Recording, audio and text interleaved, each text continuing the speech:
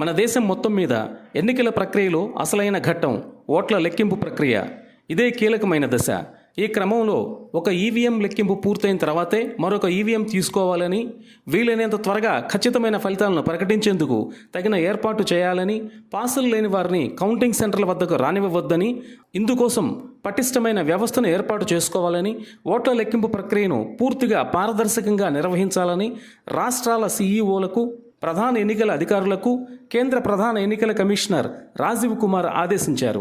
5 దశల్లో ఎన్నికలు జరిగిన రాష్ట్రాల సీఈఓలు, ఆయా నియోజకవర్గాల ఆర్ఓలు, జిల్లా ఎన్నికల అధికారులతో సోమవారం ఆయన ఢిల్లీ నుంచి వీడియో కాన్ఫరెన్స్ నిర్వహించారు.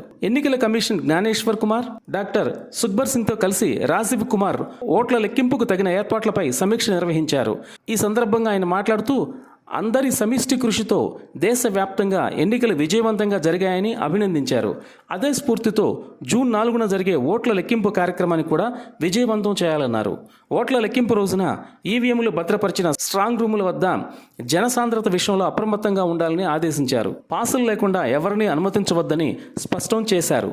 కౌంటింగ్ కేంద్రాల్లో నిరంతరం విద్యుత్ సరఫరా ఉండేలా ముందు జాగ్రత్తలు తీసుకోవాలని ఆదేశించారు. ఫైర్ సేఫ్టీ పరికరాలను, అంబులెన్సులను సిద్ధంగా ఉంచుకోవాలన్నారు. ఫలితాల ప్రకటనలో ఆలస్యం చేయవద్దని, ఈవీఎంలలో పోలైన ఓట్ల లెక్కింపు గురించి అధికారులకు, సిబ్బందికి మెరుగైన శిక్షణ ఇవ్వాలని రాజీవ్ కుమార్ ఆదేశించారు. కంప్యూటర్ ప్రింటర్లు, స్కానర్ల వంటి పరికరాలను కౌంటింగ్ కేంద్రాల వద్ద సిద్ధంగా ఉంచుకోవాలని ఆయన ఆదేశించారు.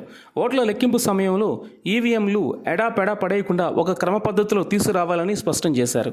ఒక ఈవీఎం లెక్కింపు పూర్తయిన తర్వాతనే మరొక ఈవీఎం తీసుకోవాలని ఆదేశించారు. ఓట్ల లెక్కింపు పూర్తయిన తర్వాత లెక్కింపు పూర్తయినట్లుగా ఆ ఈవీఎంపై మార్కు చేయాలని ఆయన తెలిపారు. ఆ వెనువెంటనే సీల్ చేసి క్రమ పద్ధతిలో సురక్షితంగా భద్రపరచాలని ఆదేశించారు. అనవసరంగా ఈవీఎంలను అటు ఇటు కదిలించవద్దని సూచించారు. అలా కౌంటింగ్ సమయంలో ఫలితాల ప్రకటనలో ఏమాత్రం ఆలస్యం చేయకుండా డిస్ప్లే బోర్డుల ద్వారా ఎప్పటికప్పుడు ఖచ్చితమైన ఫలితాలను ప్రకటించాలన్నారు. ఈ సమావేశంలో ఆంధ్రప్రదేశ్ రాష్ట్ర ఎన్నికల ప్రధాన అధికారి ముఖేష్ కుమార్ మీనా, అదనపు సీఈఓలు పి కోటేశ్వరరావు, హరీందర్ ప్రసాద్ తదితరులు పాల్గొన్నారు.